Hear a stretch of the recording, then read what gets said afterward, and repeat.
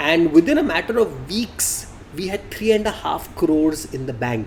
Wow. And just to give you a sense how much that 3.5 crores in today's context is, in 1999 when we raised it, it's like having 50 crores today. Wow. It is that equivalent. This is almost like, as I told you, about 17 years back.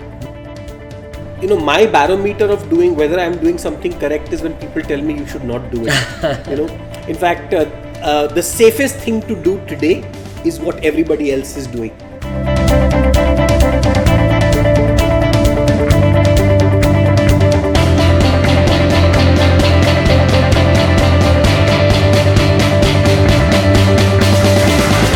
Becoming a millionaire at 21 and making $100 million at the age of 35. Today we're with Mr. Vishal Gondal. So it's a pleasure having you on BeerBiceps. No, it's an absolute pleasure and super excited to be on your show. I need to begin the interview by asking you, how did you make that million at 21? That early in life, when most people are spending their time with their books or in colleges. Well, it was very simple. I started programming computer games when I was 16. And this was the early days of internet, the early days of computers itself. And as a kid, when you know how to program, the only thing you program is games, because I used to spend half my time playing games and the other half of my time making games. But actually the biggest turning point came in 1998 during the Kargil war. Okay. And I made a game called I Love India. Okay. And this was a game where, you know, you could shoot at the terrorists and the Pakistani intruders entering India. Okay.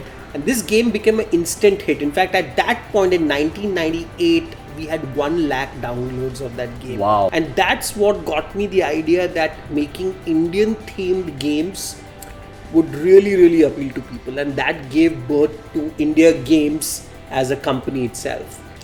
But the more interesting thing happened when I was approached by these 2 dudes who came in full suits in my office. I used to only wear shorts and t-shirts.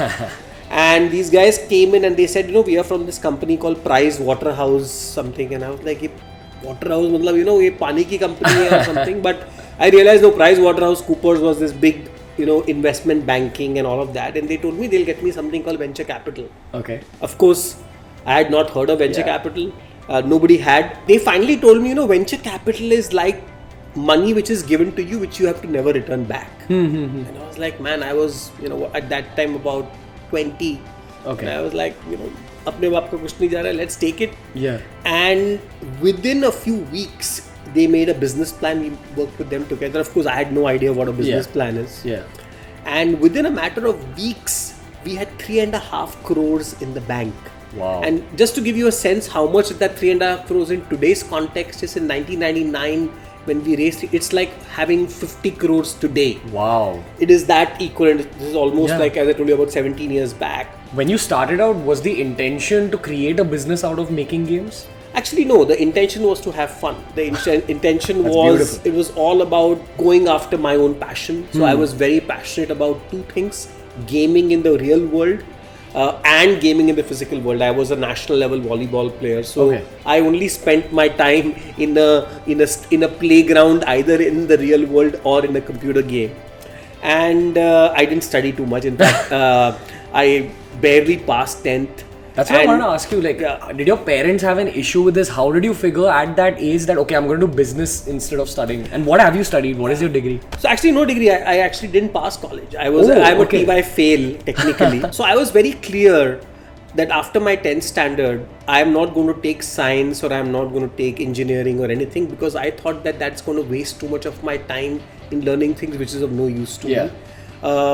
I think in today's world, if you have the internet, you can learn anything you want, and that was my concept at that point of time. How did all that lead to you selling a company for $100 million at the age of 35? See, selling the company is a byproduct. You don't build something to sell. You build something which is of value. If you are large in any space in a market like India, you are valuable. And that was our focus. We said that India games need to dominate the Indian gaming market, and that's what we achieved. And then when Disney came in and they wanted to enter India, you know, it was a no-brainer for them. But coming back to the core idea, that my whole point was that I am a gamer and I am here to entertain myself. And if I make a good game, I know what others will love playing. So all this is amazing to listen to, but I also want to know about the struggles, especially initially.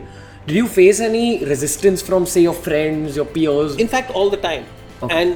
And my barometer of doing whether I'm doing something correct is when people tell me you should not do it. In fact, the safest thing to do today is what everybody else is doing, because the odds of success is so low. I give this example that what is more dangerous is not swimming with the sharks but crossing the road. Yeah, I agree. And I think that's exactly what I do. And when it was gaming, people said, who's ever going to play games in India? Who's going to ever pay for games in India? Will gaming ever be popular in India? We never had a gaming culture. And today I say that most people, if they use a phone, it's either to see videos or play games. Gaming is one of the biggest application on any portable device. Yeah. And again, this all started out with just you being passionate about one thing and chasing that, I'm assuming. Absolutely. Okay. Now I want to ask you something that a lot of the viewers are interested in knowing. So when you had that sellout at the age of 35, that's a lot of money. Why did you choose to work further after that? So right now you're running a company called Goki. But at that stage, a lot of people would just choose to take all that money and sit on a beach with like a margarita. But what made you say that, no, okay, I'm going to do something further after this? So I think, the whole idea is that, see, money is a byproduct. It is not the destination. Okay. I think if you start making your goal that I want to make money and I want to be a millionaire or a billionaire, you'll never do that. Because if you make that as a destination, you'll never reach it. The destination is to do something remarkable, is to do something which will have a large impact to a number of people. And with India Games, I think we were able to create a big enough company, and I jokingly say we were able to impact 100 million people, because that was the amount of downloads we actually did of our games. And now my goal was, how do I build something which can impact 1 billion people? And which is why I chose health, which is a big one. So again, I am not here trying to chase money. I am here trying to chase my passion. And during my journey of India Games, I realized my own health had deteriorated. And then I figured out, using technology, using apps, using wearables, using coaches, how I could make myself fitter. And now my goal was, how can I get 1 billion people to get something like this? What advice would you have to a young Indian entrepreneur in 2017?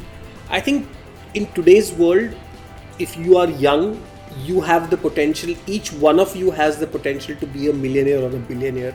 So I think the opportunities are immense. The other big thing which has happened, the big difference here is the world is your playground. Yeah. You are no longer restricted by only thinking about building a product just for India. You could build a product for the world sitting here. But at the same time, you could even say, I'm only going to build a product for the market of Haryana or for the market of Punjab. So you could even do hyper targeting with platforms like YouTube, or you could do global targeting. Finally, I just want to ask you this one thing. A lot of people have this doubt about how to find their passion or how to, get that first business idea. Again, what would your final piece of advice be for people like this? See, there are two kinds of ideas. One is what I called the painkiller, and the other is the itch creator. Okay. So painkiller is that there is a problem, there is a pain, and you have found a solution to it. And you kill the pain. Okay. And there are a lot. If you look at India, a place like India, there are 1 million pains everywhere. There is, khaddas on the road. I mean, you can find 1 million pains. And if you just take that one pain and find a solution to it, and you are really passionate about it, maybe you have a relative, a friend, or you have yourself gone through a pain, you can find a solution to that. Yeah. And the second thing is an itch creator. So itch creator is something which is completely new, like Facebook or Twitter or Instagram. It was never there, but today you can't live without it. Those ideas are slightly more difficult because you have to experiment, you have to do a lot more things. But once again, in a market like India, there are 1 million opportunities to create itches. But I think at the core of it, you need to be passionate about the idea. If you are looking at these ideas clinically, listing it in an Excel sheet and just, idea number 1 nahi chala, 2 nahi chala, aisa nahi hota hai. It is about saying that this is one idea I'm passionate about, and be what may be, I'm going to make it successful. Yeah. Those ideas work when you are not willing to ever give up. That's when you succeed. If you are saying that, oh, this was idea number 1, it didn't work, I'm going to idea number 2, you will never succeed. Yeah. Stay at it. Stay at it. Wow. And do it with love. That's something I love. Absolutely. Yeah, one of the earliest things you told me in life, I think I met you when we were at about 40,000 subs or 50,000 subs. and my parents were putting pressure on me to do an MBA, and you told me that no, listen, like, just stay put, stay in there. I feel like this whole MBA and this education system, it's kind of an outdated thing. I'm not saying that everyone should just not do MBAs, but if you have that little itch to do something of your own, you should chase it. So today, instead of doing an MBA, invest that same money on yourself. Invest that same money on doing a small business. Invest that same money in traveling the world. Invest that same money in creating your own YouTube channel, buy equipment. My point is that investing those 10, 15, 20 lakhs, whatever it is, depending on what kind of MBA you are doing, think of that as your own startup money, and ask your parents that if they are going to be your first investors, that how can you get them to invest in an idea. And I think that's really the future. The future is not about following the rat race. I think our parents did it, and a lot of people in my generation followed the rat race. But if you are a teenager today, you don't have to be following the rat race. You have to be the tiger and follow your own path. Alright, so that was a beautiful interview. So thank you so much for coming on the channel. This is our first video on the entrepreneurship series, because I feel like people who have created their own businesses can kind of set a path for young India. And there's going to be a lot more entrepreneurs coming out of this country. They need someone to look up to. So thank you for being our episode 1. We are going to have an extended version of this conversation in our podcast called Hustle Science. We'll link it down below. For now, from Ranveer and Mr. Vishal Gondal, thank you, sir. And thanks a lot. I'm sure people gained a lot from this. So thank you for coming on BeerBiceps. Thank you.